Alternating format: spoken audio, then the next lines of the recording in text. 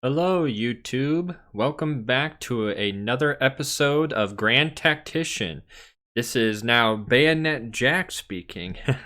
If you have watched my previous video, you'll see that I was trying to come up with a name, and originally I thought, well, historical Jack Gaming sounds pretty interesting, and after thinking about it, I thought no, because looking at the other YouTubers that cover kind of like the same games, history, strategy, etc., they all kind of have the same theme, which is either history gamer, like history games, or like historical blank gaming, something that has the word history and gaming in it. And I thought, well, gee, I don't want to just become another like crowd or like be accused of people or be accused of trying to like mimic or copy these already what I consider successful YouTubers. So I sat down and I thought to myself, well, gee, what can I rename myself that still gives the implication that it's about history without making it cliche, so to speak. So I was thinking, like musket, gunpowder, history, like what keywords can I use? And after a few minutes, I was like, Bayonet Jack. Bayonet Jack. Well, that sounds cool. That's a cool nickname. Like something like a name you'd give to a soldier that, killed many Confederates with his bayonet or something, So I'm sticking with that name, and hopefully over time it kind of settles and sticks with me and anybody who is watching these videos.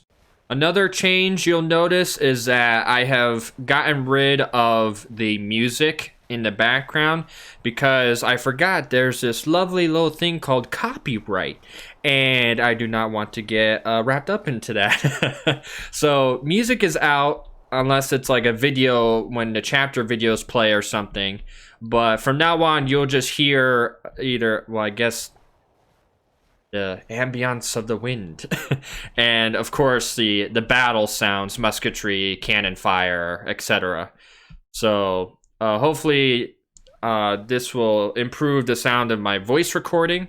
I have also changed my setup in my room so that my mic is closer to my face. It's a Yeti mic, and it took a while to set up and get it to the way I want it to be, but I moved my monitor up a level on my desk because the Yeti mic, when it was like in front of my face, it was covering most of the bottom half of my monitor and I could not see very well. So this is the new setup. These are the changes.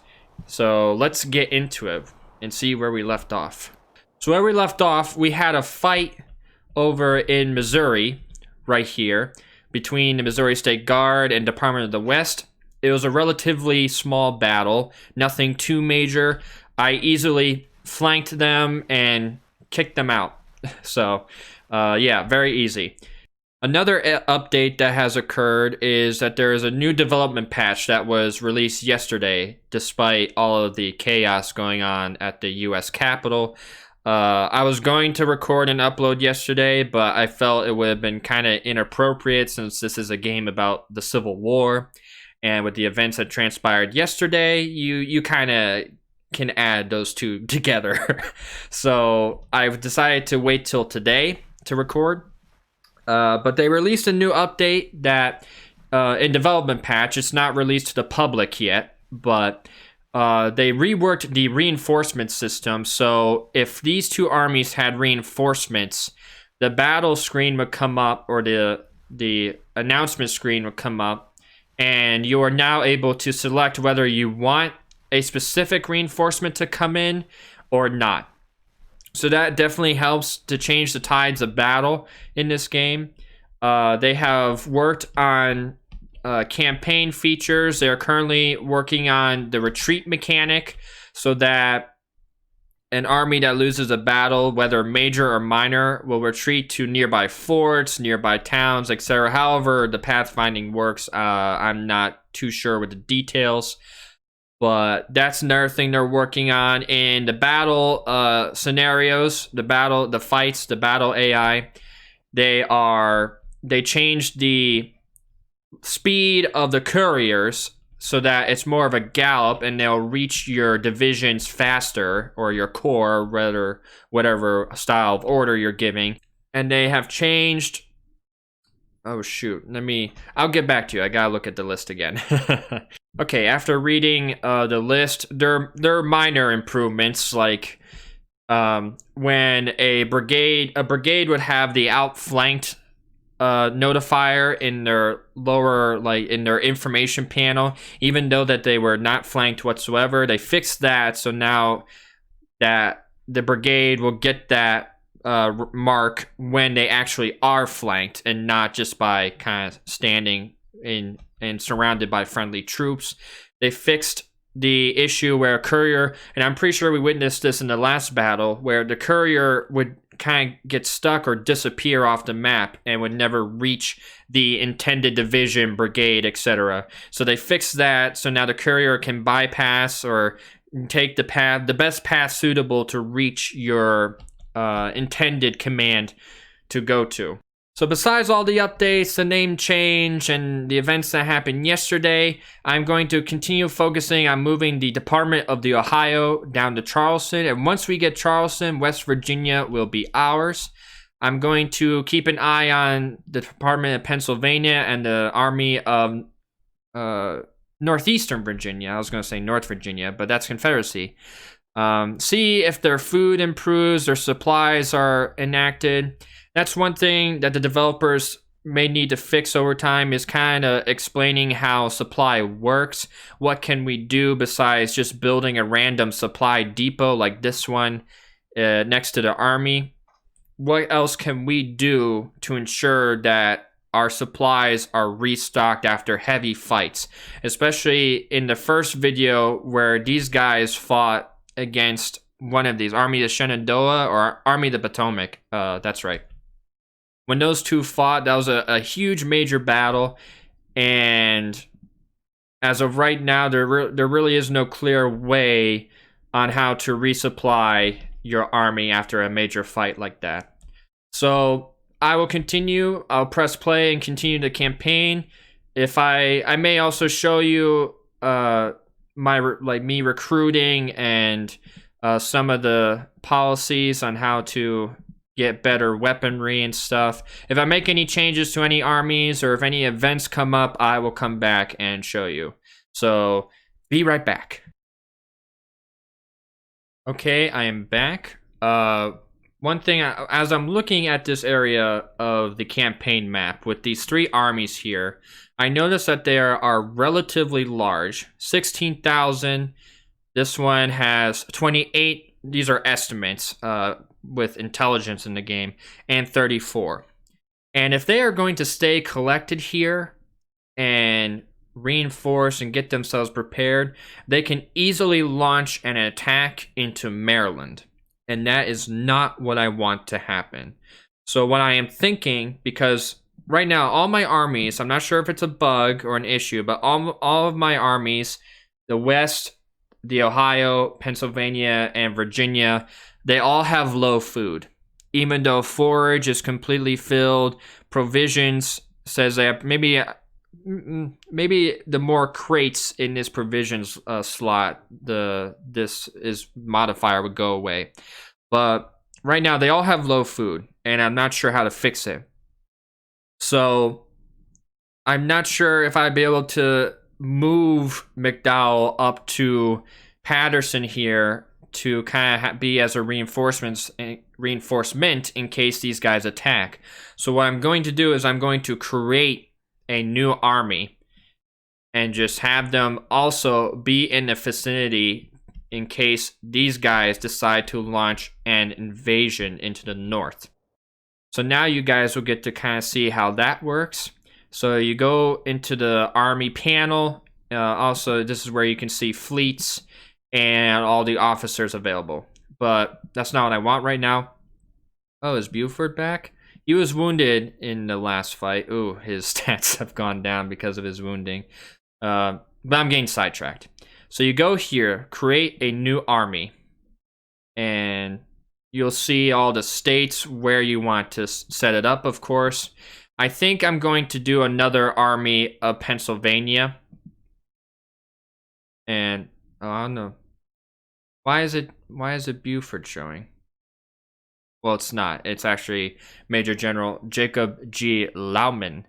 But I will probably replace him with someone more suitable. Churchill, I don't know. I'm trying to think of army leaders. I know Grant was an army leader. There he is. After looking through, I believe I'm going to go with Brigadier General John E. Wool. His stats are tremendous, even though he is 77 years old. I believe that he is fully capable of leading a new army. So let's assign him. And now we can create a new corps. Not sure. Oh, his stats are awful. So let me pick a more suitable corps commander. I don't want an election, a politician. And this marks that they're a politician. And if you remove them from a command, that it hinders the support of the state that they are from. So I do not want to add him in case he proves himself to be a fool or gets himself wounded or killed. Michael Corcoran, he has pretty good stats. Recruiting the Irish to Union cause. Interesting. Yeah, I think he'll be fine for the Corps. And now we click new group, and that adds 1st Division. Or maybe I should see. Again, could be better. You always want to get the ones with better experience because then less feuds will occur. So, let's see. Heintzelman, we all know Heintzelman. Ward. Captain Henry Hunt. I like his stats. Let's do him. Actually, what's his? Oh, it's his fame. But his leadership's pretty good. Now we'll start to add the brigades to this 1st Division. So right now, we have about 59,000 New York, of course, because they supplied the most troops. Ohio and Pennsylvania are relatively equal in the upper 20,000s. Illinois is fine. So let's start with New York. And let's make them special by making them a good old Zouave. Again, you can change the color of the uniform if you want to be totally wacky and go with like yellow and red, you know. Ugh. Not my style. Or like a really weird blue. But of course, you stick with the Prussian blue and the regular Union sky blue trousers. So I'll recruit them. And then if I wanted to, you go to upgrade weapon. And here, based off of your production, is where you can change the type of weapon, of course, you want to use. I had a whole bunch of Springfield and Enfield, but I have previously upgraded most of my armies to ensure that they had these new fangled musketry. So there's only one left in the stock. The Lorenz rifle is pretty alright if you want to add them to that. The 1817 rifle is a Confederate rifle that starts at the beginning of the war.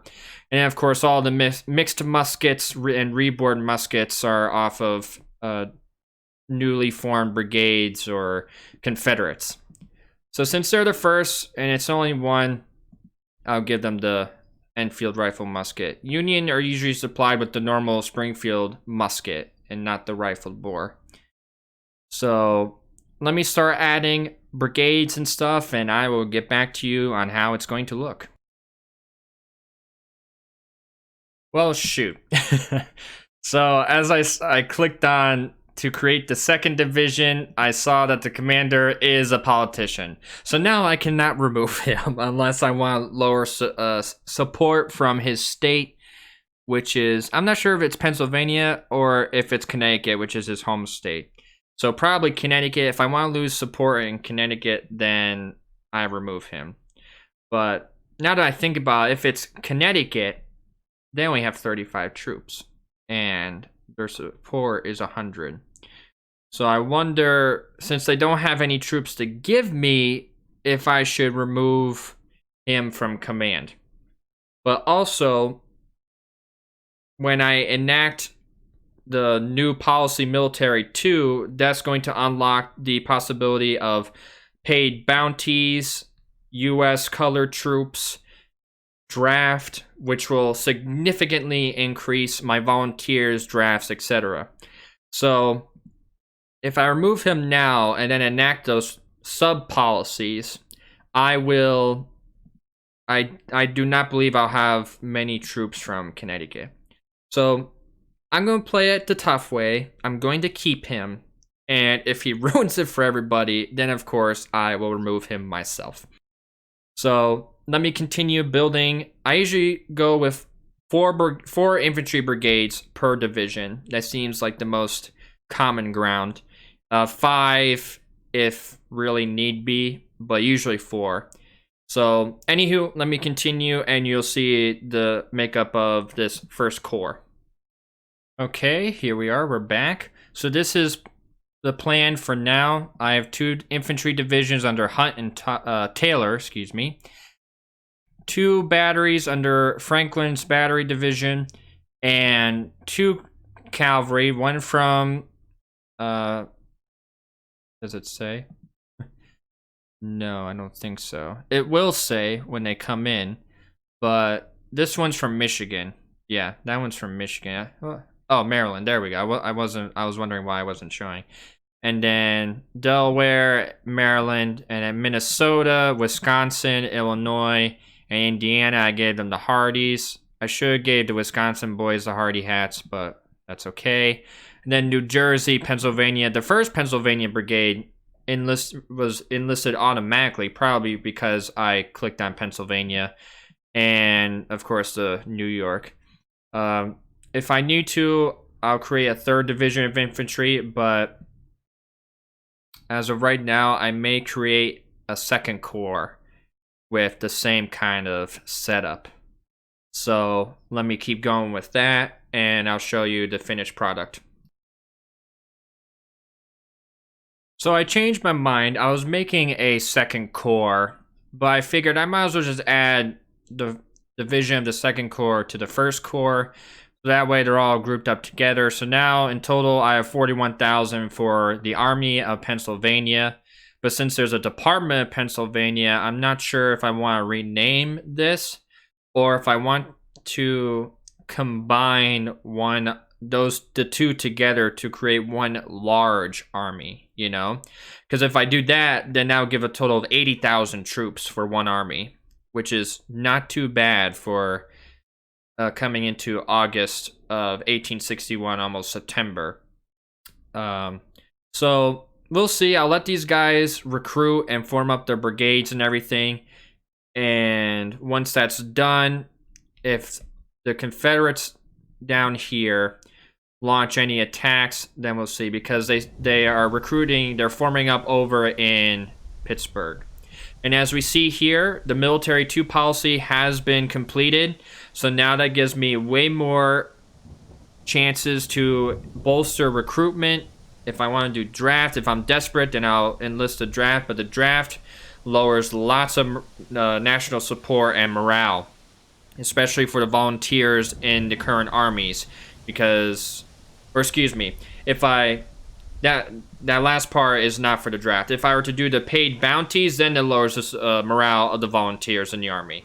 But drafts obviously angers the country as a whole, because that's forcing troops to fight for you.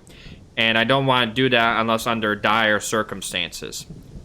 So that's great. We got that policy going. We'll let them bolster their troops. And if anything happens, then I'll cut back. So I will be right back. So cutting back, as we see here, McClellan's army, Department of the Ohio, is nearing Charleston. But he is also being pursued by the Army of the Northwest. I believe he's being pursued. And the Western Army from all the way in Mississippi is heading towards Charleston. So, oh, actually, they just moved right there. My intelligence has updated, I believe. So they are right there. These 2 are going to clash.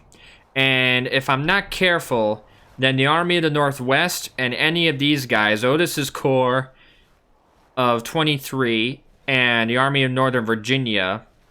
Oh, they created the Army of Northern Virginia? Was that always there? No, that must be new. Interesting. So, Otis's Corps is part of Army of Northern Virginia. Okay. But anywho, if I clash with him, they may call for reinforcements. Oops, I didn't mean to click that. I don't know how close they have to be, and I clicked play.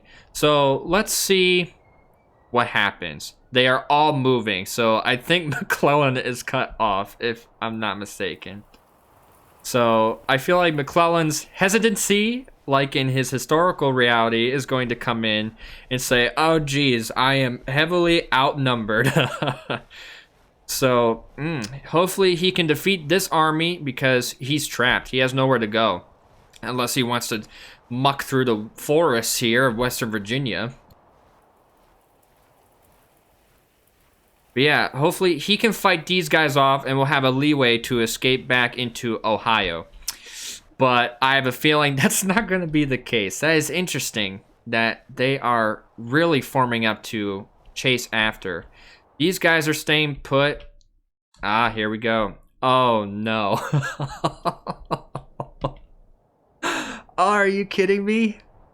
They have called in all of their reinforcements in about 20 hours. With 76,000. Oh no, and I only have 26,000. Okay. If I do not defeat this army within... Oh no. Shut up, phone. Within 20 hours, I am royally screwed. And this may be my first loss of the war, like my true loss, because the developers are also aiming at the AI to be more aggressive on the field, especially when they are facing numerically far inferior, I repeat, inferior forces. So, as you can see, 26... By 50,000 troops, I am outnumbered. So if I do not, I have 48 guns, they have 16, either that's 16 combined, yeah, 16 guns combined. So I do have the artillery advantage over them. But I do have the option to withdraw or retreat. I'm not sure if I want to do that though. I'm curious to see if I can fight this out. Because then McClellan will become a hero.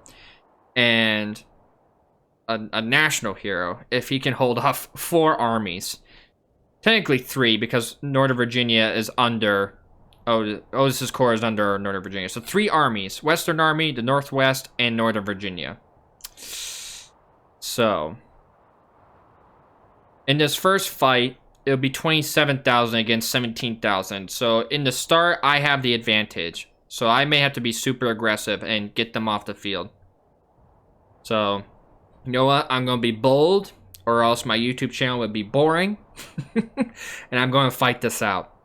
So, I will cut back to when the forces meet on the field and are prepared to fight.